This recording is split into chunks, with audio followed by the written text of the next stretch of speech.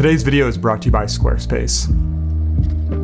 So it's been quite a long time since I've done a Q&A video on this channel. Thought it could be just a nice change as a way to talk about a bunch of different topics all at once.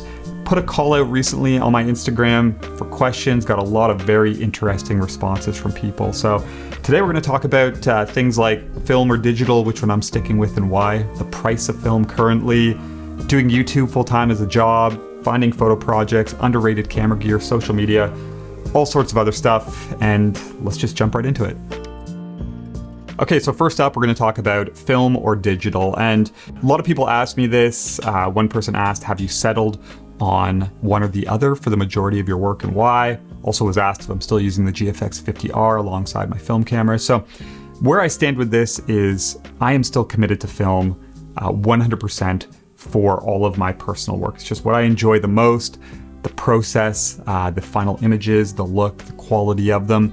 And I feel like more than ever just matches my way of working really well. Just, low volume, slower pace, especially nowadays, shooting a lot of 4x5.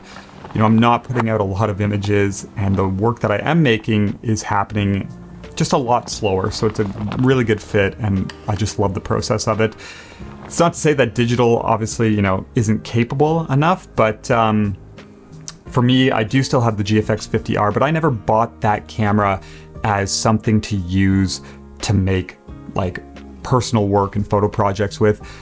I initially got it because I sold my Nikon Coolscan 9000 and used the money to buy the GFX so then I could use it to scan and also would have a very nice digital camera to use. But, I use it for little travel trips, family stuff, just like fun days out shooting, adapting vintage lenses, obviously shooting with the Midicon, some portraits and stuff, but it's more of just like a for fun experimenting type camera. Again, not that it isn't capable, but when I do go to do any of like my project work or long-term work, it's always with film. It's just, what I enjoy the most, and I can't see that changing anytime soon. Okay, so next up is the price of film. This is obviously a popular topic just with how expensive film's getting. I had a lot of people ask me this, if I'm slowing down my use of it due to price, does it still make sense to shoot with film? Should I sell everything? It's what someone asked. For me, it hasn't changed and it has. So for any of my project long-term work where I'm making photos and work that's important to me and kind of serves a purpose, I'm still able to justify using it. It makes sense, it's serving a purpose, the work I'm creating. But what has changed is, for example, 6 years ago when I got back into film, one of the first things I did is I ordered, I think 40 rolls of film from BH Photo, all sorts of different kinds to experiment and learn and play with. And I would just go out and shoot rolls for fun. And that's not something I really do as much anymore. And I don't think if I were in that position again, I would be able to do. It's just way too expensive. And it's tough to say go out for a walk and shoot through 3 rolls of film for fun when it costs so much. A pro pack of 120 portrait here in England is £90, which is crazy. So that in that aspect, it has changed for me. But of course, this is just going to come down to personal preference and budget. I mean, you can shoot black and white films. There are, stocks like gold in 120, which is quite a bit cheaper here in England. So yeah, it's going to come down to personal preference, budget. But for me, still fully committed and using it for my personal work. And I would say I've slowed down a little bit, just for fun. Okay, so next up, we got some gear questions. First one, someone asked, what is a good starting point medium format camera for someone just getting into it?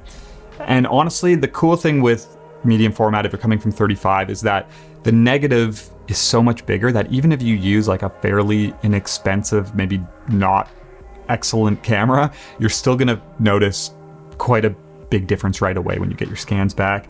And then that being said as well, you could get a older TLR, a Rolly cord with a Schneider lens for a couple $100, and it stop down, it's going to be excellent and provide you really nice sharp negatives. So I feel like in the medium format world, there are a lot of really kind of inexpensive, great options. It's not just all Mamiya 7s and stuff that cost $3,000. I will say, if I had to pick one camera though, I would suggest for people getting into medium format, it would have to be the original Pentax 645. It's just so easy to use. It's like an oversized SLR, nice meter in it, automatic film advance, even has aperture priority modes, and a 645 negative is still a nice size. So Pentax 645, always been a big favorite of mine. So next up, someone asked my opinion on underrated film cameras, what some are. First one that would come to mind when we're talking 35 millimeter, not a specific camera, but just any of the SLRs from the 90s, like the late 90s, the kind of fully automated ones that start to look like the early digital cameras. I think those honestly are so underrated. And I understand that maybe they're not as appealing because they don't have that like old school charm to them, say that like a Pentax Spotmatic or Nikon F, what any of the older 35mm SLRs have. But when it comes to image making, you know, they have great meters, they have advanced features that older cameras don't. Obviously, the cameras themselves are not as old, and they can usually be picked up for a really good price. So I would say any of like the 90s 35mm SLRs. For medium format, my choice, and it's been this for a while, is the RB67. And obviously this is like a very well-known camera. So maybe like a surprising choice, but honestly, the prices on them are still so good. I saw one here in England the other day for £400 with a 90mm lens. And it's a great system camera, amazing optics, great to use. And you know, there's tons of them out there. So RB67, my choice for medium format. Okay, so next up, some questions in relation to YouTube doing this as a job. I had a lot of people just asking me about if YouTube is like a full-time gig for me now.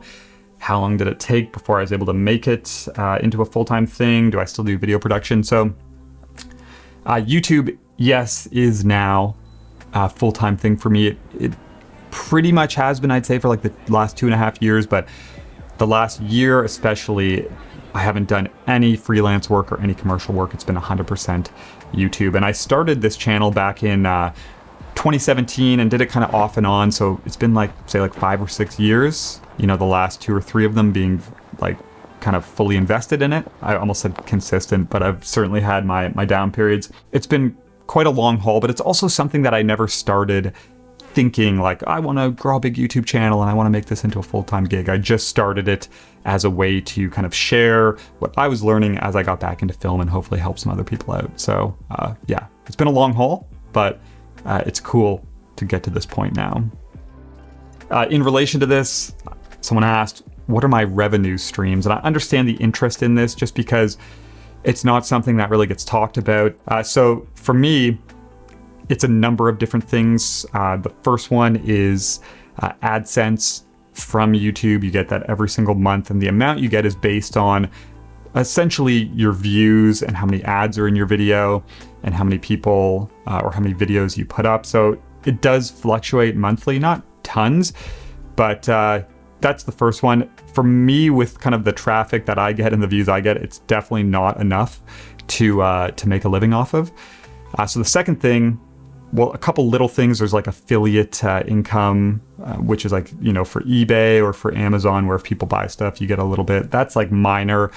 I have a couple courses on Skillshare, which bring in some money. But then the big one for me is sponsors for the channel. When that happened, that's what kind of allowed me to make that push to kind of go full time. So yeah, I guess like as your channel gets bigger, you certainly start to get more interest and more opportunities. But I will say, like 9 times out of 10, the people who are reaching out to me, it either doesn't make any sense whatsoever. It has nothing to do with photography, or it's just not something I'm interested in and not a good fit. So it's of course like important for me, if I am going to work with a sponsor, it's got to be something that like I use or I believe in, or that I think could benefit my audience. That's really important. So yeah, a bunch of things mixed together to make this like a viable full-time gig.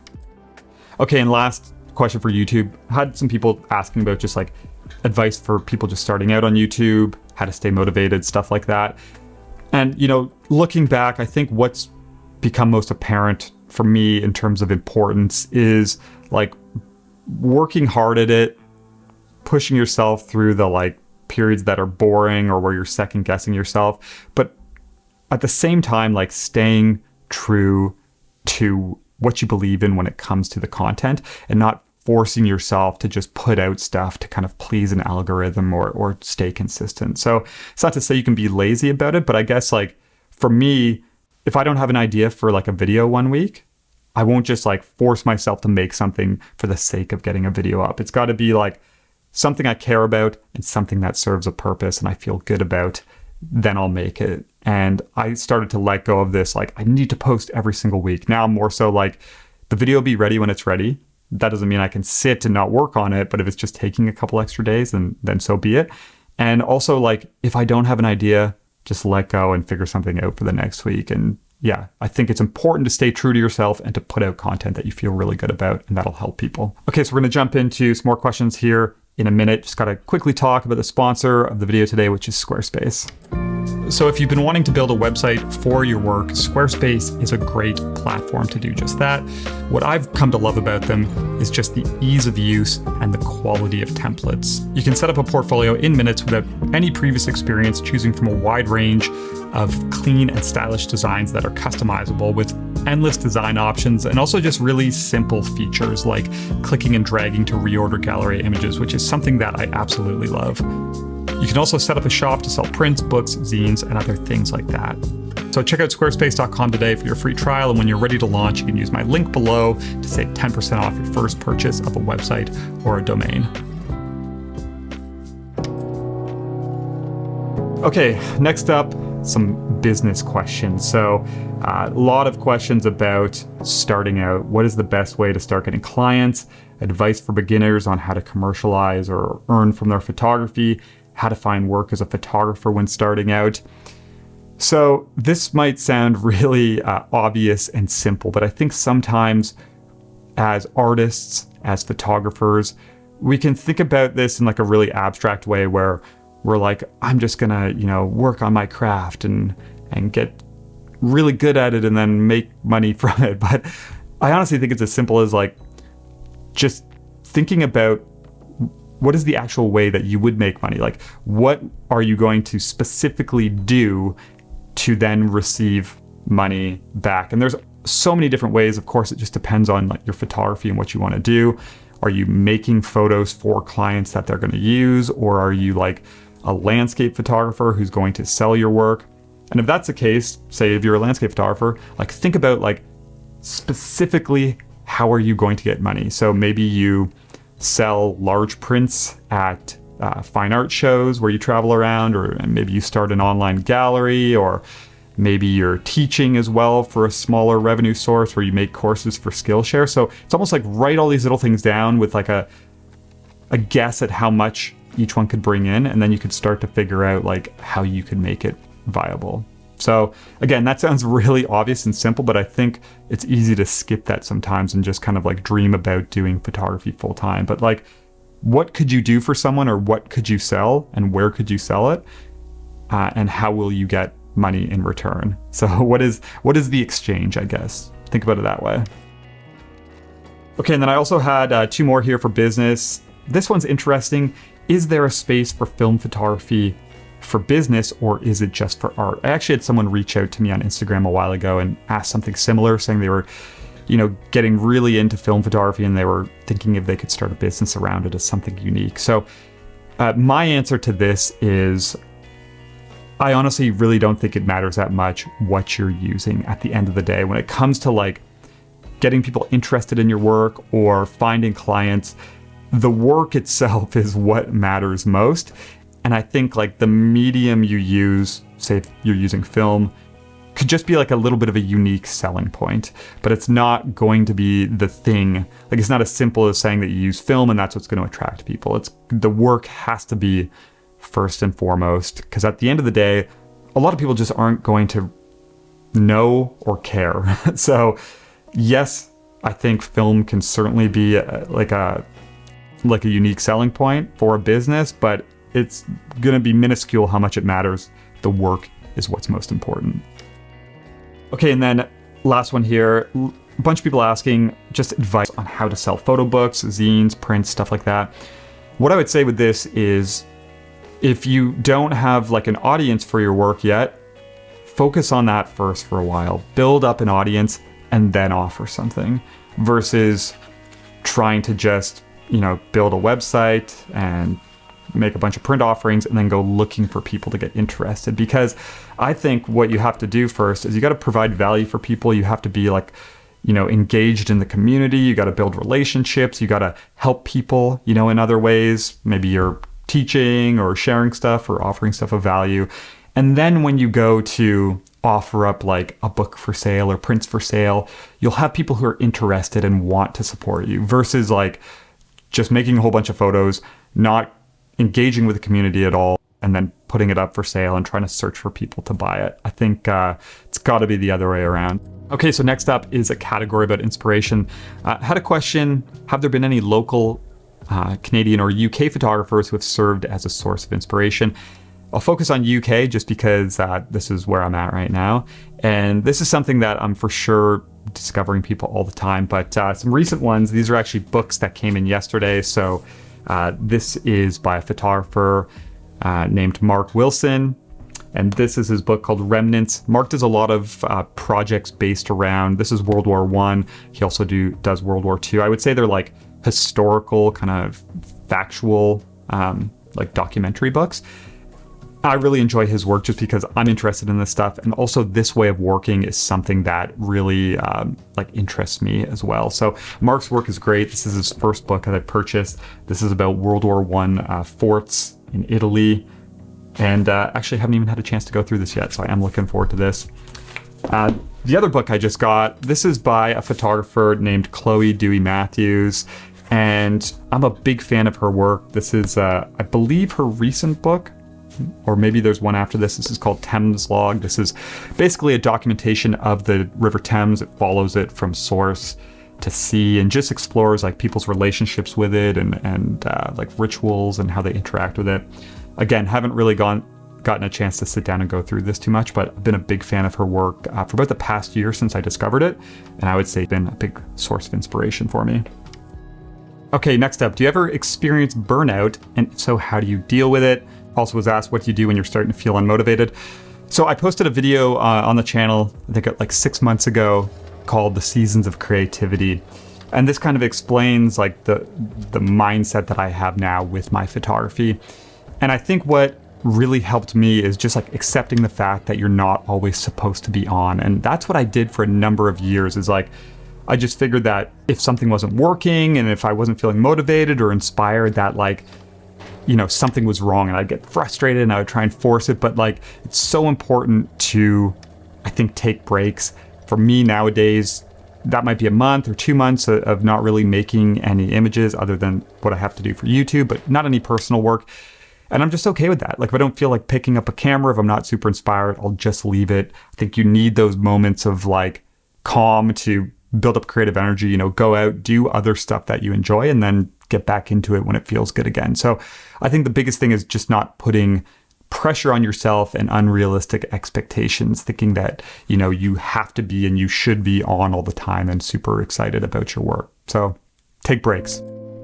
Okay, so next up, a couple social media questions.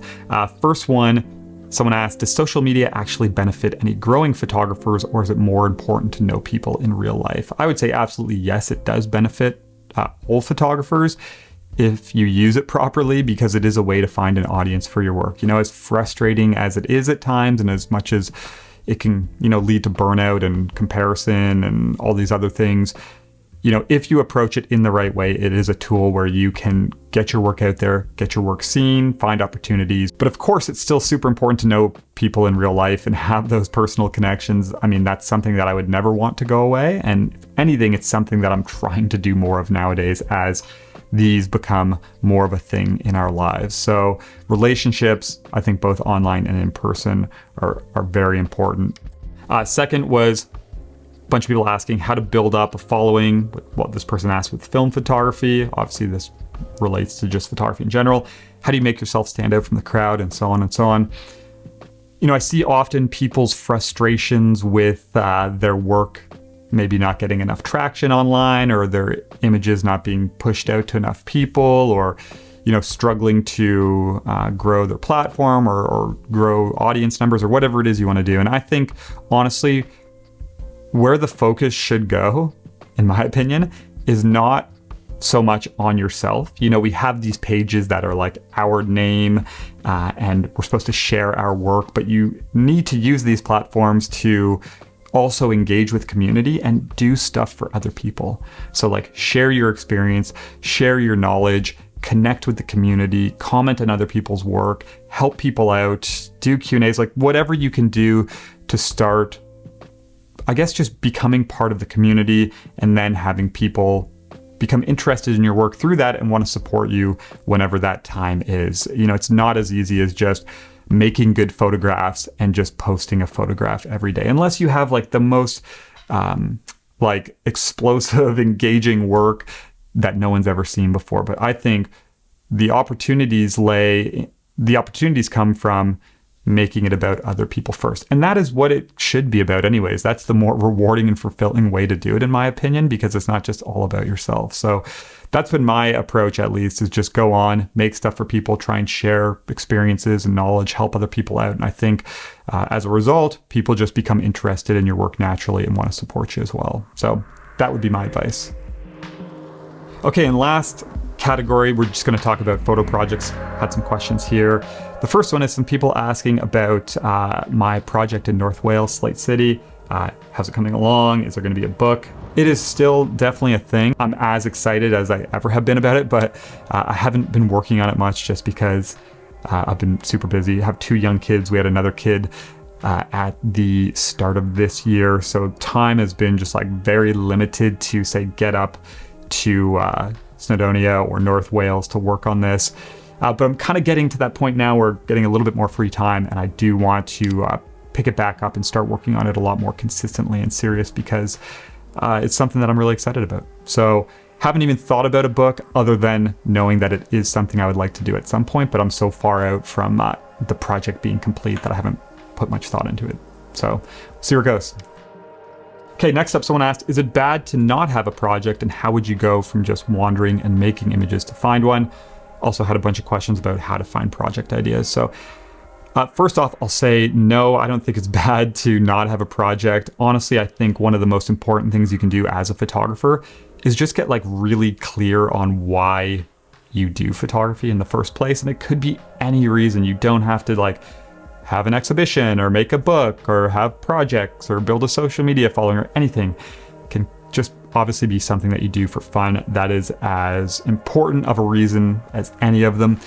But I do think photo projects can be a really helpful thing in terms of like helping you find inspiration and clarity and direction, especially in your local area. I've talked about this before, but I think it really transforms the way that you look at your surroundings and opens up a lot of opportunities. So if you're kind of struggling or searching for ideas, what I like to do is honestly just like be really attentive to everything around me, anything that piques my curiosity. Everything is a story waiting to be told, or like a project or something that's waiting to be unpacked. So for example, you know, the history of places interest me. That can give you a lot of direction. People's hobbies, things that people do, events, even like visual abstract ideas. Like every one of these little things is a world waiting to be explored.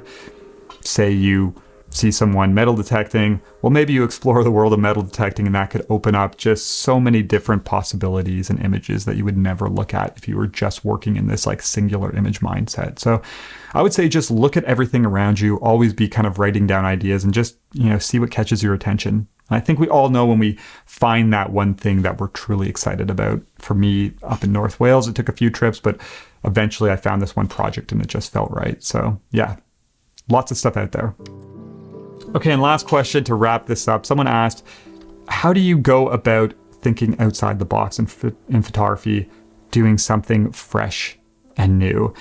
And the first thing I would say to this is, I don't think you should try and do something fresh and new for the sake of doing something fresh and new. I think regardless of how much something's been done before, what's most important when you're like choosing a focus or something to make work about is that you're excited and interested in it. That is like the backbone, in my opinion, of any project, because if you don't really care about the thing or you aren't that excited about it, you aren't going to see it through. You know, if you go and just try and find a really unique and new idea, but you're like, I kind of like this, but I think it's going to do really good, you probably aren't going to finish the work because you don't care that much about it. So I think with anything, we're all going to kind of individually bring our own unique like voice and vision to it. So regardless of how much it's been done before, it's still going to be different. So that's not to say you shouldn't try and think of things that are unique, but I wouldn't worry too much about that at the start. I think you just have to go